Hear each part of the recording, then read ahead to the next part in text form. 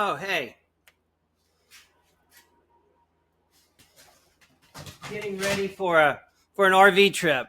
Wanted to make sure I didn't have want to make sure I didn't have any leaks. Anyways,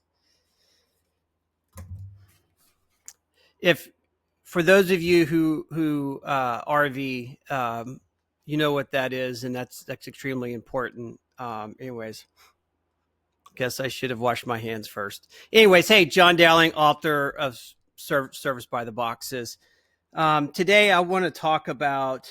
I know it's not Friday, but like I said, I'm going on an RV trip, so I wanted to get this video out to everybody. And in my book, we're in the parts to be ordered box. And I know every week I pretty much say, like, this is a critical stage or step, or this is really important. But I want to let you know every step or every box in the service process is important. Even the little things are extremely important. And if we bypass a box or we don't do the little things right, that's when it will bite us in the sewer hookup hose. So keep that in mind. So in the parts to be ordered box, this is at the stage of the work order machine. The customer brings in his machine or his or her machine to be serviced. It is being diagnosed. An estimate has been created. The service department has estimated the whole job. They've come to an agreement. The customer has approved the estimate. The parts request is submitted to the back parts counter, and they don't order the parts. How many times has that happened to you? Where you do everything right, and then a week later, the customer calls and says, "Hey, John, calling on my machine to see if it's ready. We talked last week. I approved the estimate." And you're caught off guard, and you're like, "What? Hang on, what? Who is this, Mister? What machine?" And you're like tapping away on your computer and trying to pull up the work order, trying to figure out what happens. And then your blood pressure rises, and you realize that you're waiting on parts. And you look at your back parts guy or gal, and like, what on earth? Why didn't you order the parts? And you go in, and so then you say, "Hey, Mr. Customer, let me check on it. Let me see where we're at on it." You know, it doesn't matter what you say at this point. The customer knows that the dealership has dropped the ball. Either you personally or you as the corporate whole of the dealership has dropped the ball. And that's why I say every stage, every step, every box in the service process is important, and you have to do them all.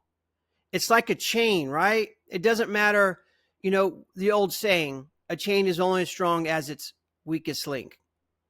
And so at any part in this process, the service process, if we fail to do the little things right, it falls apart. Like I said, this technician, the service manager, everybody can do the job right to this point, but the parts just weren't ordered. This happens every day in dealerships. Service parts just don't get ordered. So let me say this loud and clear. As a service manager who has been in a bind with the customer and took a lot of cussings because the parts were never ordered, just weren't ordered. It's either because the parts manager forgot, the back parts counter guy forgot to put the parts on the parts order, the parts manager put that particular part on a stock order to save freight. Regardless, service parts that go on a work order, they get ordered every single day without fail. You have technicians out there billing out anywhere from $150 to $200 an hour. and we're trying to save $25 or $50 worth of freight. But now we have a technician not being productive. You do the math. So listen to me. This is simple. Once the work order estimate has been approved, service parts, that's parts for a service job that are on a service work order, they get ordered every single day without fail, unless they miss their cutoff time. But we'll talk about that next time. Well, have a great week. I'll see y'all next week. Enjoy the weekend. I will be at the beach. Talk to y'all later. Bye.